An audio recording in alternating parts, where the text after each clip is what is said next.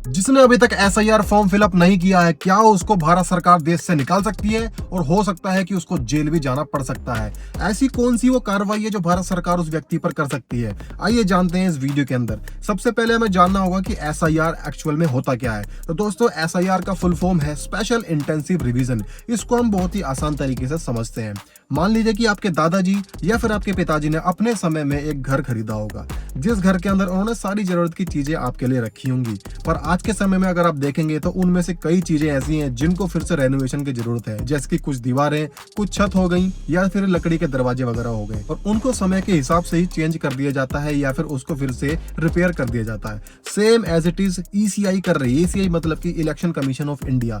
क्योंकि हुआ यह है कि अगर ऑल ओवर इंडिया में वोटिंग की हम दशा देख रहे हैं तो इतना भ्रष्टाचार बढ़ चुका है कि एक व्यक्ति 4 से 5 वोट डाल दिए जाते हैं। ये ज्यादातर जो है ग्रामीण क्षेत्रों में देखा जाता है। अब इलेक्शन कमीशन ने यह निर्णय लिया है कि जितने 12 राज्य हैं, 12 राज्यों के अंदर फिर से एक बार वोटिंग लिस्ट तैयार की जाएगी।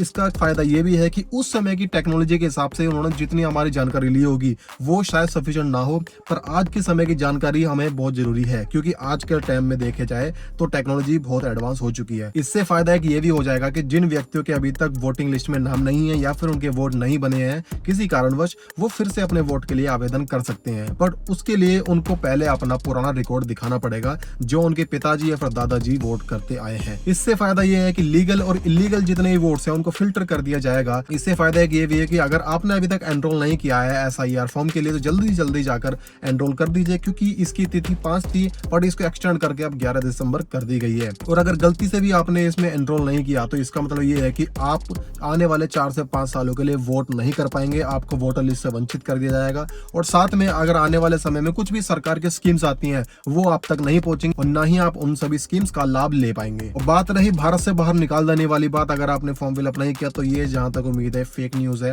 पर अगर हो सकता है कि किसी ने फॉर्म फिलअप नहीं किया और अगर कुछ इनको सस्पेक्ट पाया गया तो भारत सरकार उनके ऊपर कुछ भी लीगल एक्शन ले सकती है। मैं आपको बता दूं कि एसआईआर के चलते बिहार के अंदर 6% वोटिंग की गिरावट पाई गई है, जो जितने फर्जी वोट पाए गए थे।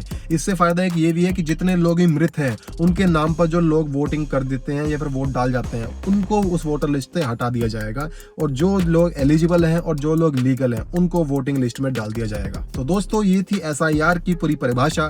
उम्मीद करता हूं कि आपको अच्छी लगी हो, और साथ में जो भारत सरकार ने ये वाला कदम उठाया है वोटिंग के लिए, क्या आप लोगों को जायज लगता है, या फिर अपनी ये आप टिप्पणी कुछ भी दे सकते हैं जल्दी जल्दी कमेंट सेक्शन के अंदर।